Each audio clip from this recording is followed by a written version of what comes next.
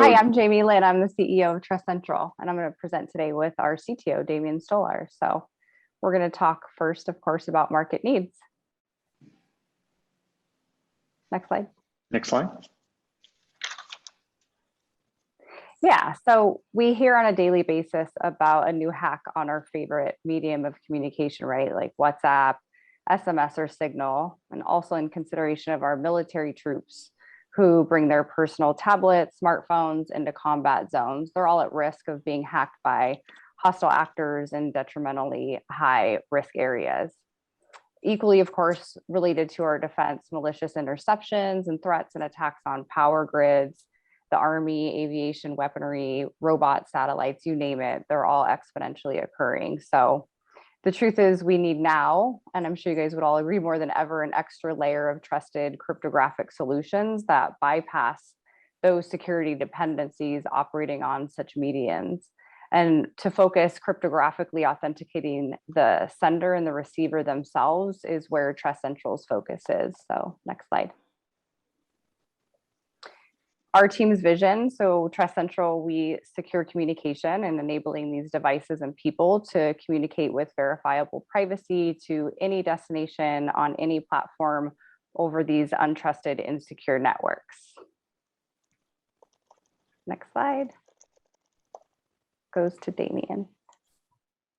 Sure. So our whole approach with this and our mission is to it's very easy if you're a crypto expert, a cybersecurity expert, to understand all the things you need to do in order to secure something. Our approach is to create technologies that makes it possible for the rest of us to basically know that our information is secure and know that it's being communicated correctly.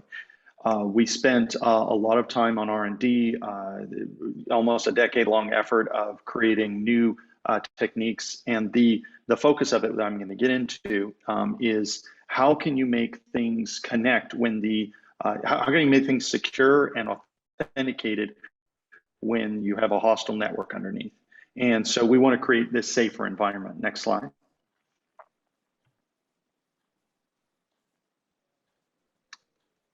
If there's some way you could take the gray bar off of it as well.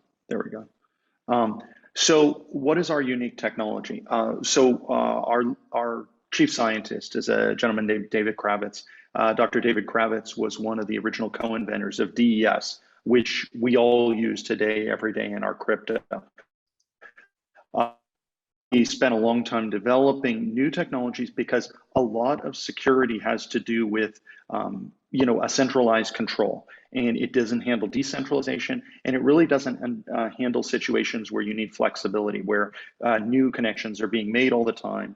And finally, it doesn't handle situations where there's a new communication technique every new month. There's a new app, there's a new transport, and yet you're trying to provision devices that were on that.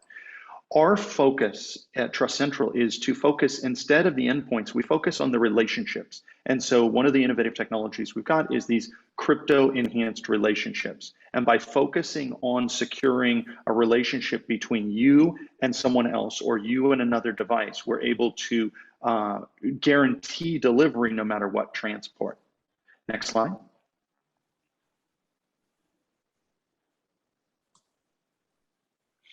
Our core engine, which runs on many platforms, iOS, Android, etc., embodies these technologies we've developed. And it's a whole toolbox of techniques that you can use to secure communications. Next slide. And the first application that embodies this is our TrustCentral mobile communication application. And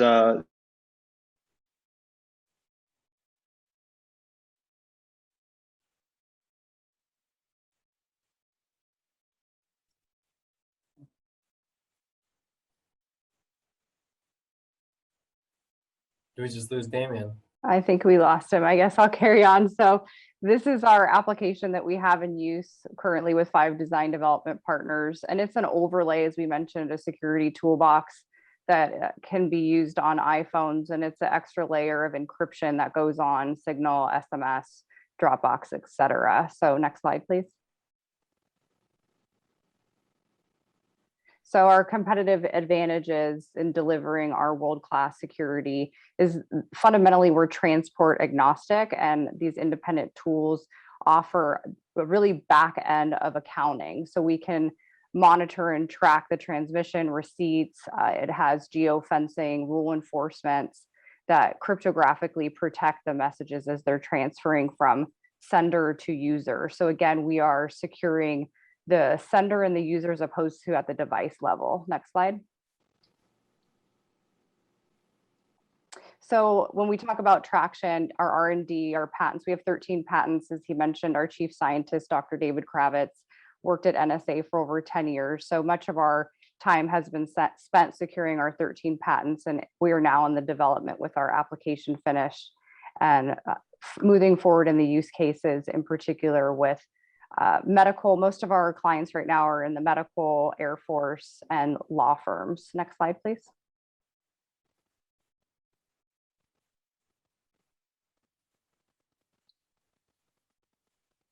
Jamie, Okay. let me just, since I got back, let me just go through the couple of use cases. So our engine, the 1.0 version of our engine is what we currently have deployed. We are adding new abilities, new platforms as we go forward. But a couple of the use cases we're talking about is sensors. You deploy a new sensor, you want to make sure that it can only communicate. Using our algorithms, we can ensure that you can quickly provision a new sensor and make sure that it will only phone home, it won't be intercepted, but also that you can trust that sensor to join a network of other sensors. Or you in a UAV scenario where you have to quickly change the controller. Let's say you had a mobile device and now that one's defunct, you still need to control this UAV. And the UAV needs to be able to trust that you can hand off control either to another inherited trust personnel or to another device. And then finally is this communication case that we've been talking about where someone has their secure laptop, they're trying to phone home to headquarters, suddenly their VPN is not working and they can't get a normal communication. They still need to get a communication home. And using TrustCentral, they could use an off, an off authorization channel such as email and know for sure that the only person who is going to receive it would be their commander and their commander on the specific phone that commander had set up the relationship. So those are some of the use cases. 15-second warning, guys. Mm-hmm. Okay, cool. Well, so in our roadmap, he briefly described that, and we'll, I guess, jump ahead to our ask. So we're in progress of a current financial raise for future productization, considering that our user-to-user application has been completed and now moving into the hopefulness of obviously securing device control customers. So we've raised 2.5 million. And having said that, our first ask would be for individuals in the civilian military alike who need secure communication lines, novel tools. We have this groundbreaking app, so we'd love for you to use it and work with us. And second, in transitioning over to working in enterprises and military who also need this device level personnel provisioning, IoT, unmanned aerial vehicles, remotely piloted aircraft, battleships, what have you, as Damien mentioned. So having said all this, next slide, this is our world-class team. And of course, we all look forward to speaking with you guys. Thanks for having us. Thank you very much, Jamie. Open up the floor for questions.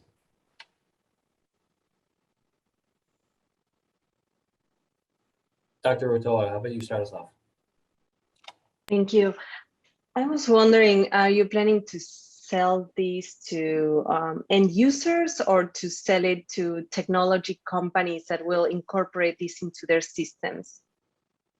A lot of the latter. We've created a mobile application to demonstrate the technology because it's hard when you hand someone a toolbox and they say, what do I do with these tools? So the first is, and we have customers who for years that had wanted us to make communication tools so that when they're using WhatsApp or they're using email that it works. So those are both a real application and a demonstration of the platform, but our primary goal is to find customers in devices, the more complex customers where we're part of integrating into their stack. Thank you. Quentin. Yeah, that kind of that kind of leads into my question, which is, you have your demo app that you say is built on top of this core platform. How tightly integrated or coupled or decoupled is that app with the platform? Is there like a seamless integration layer where like I don't have to worry about any of the certification, like their certificate management, I can just pipe data and you handle all the relationship bits, like that integration layer? Can you talk about that some? Yeah, right now we have a controller that's tied in with our 509. So we have our controller and our provisioning as an app. And right now we're hosting it for our mobile apps. When we get into a customer scenario where they need that, almost all the customers we've talked to either have that infrastructure or they want it, set up in the exact way. So most likely it would be set up in a Docker environment and then hosted for you in your own sort of hybrid cloud or on-prem or whatever. Last question from chat. Yeah, I'm curious, is there a use case for the secure transmission of video using your technology?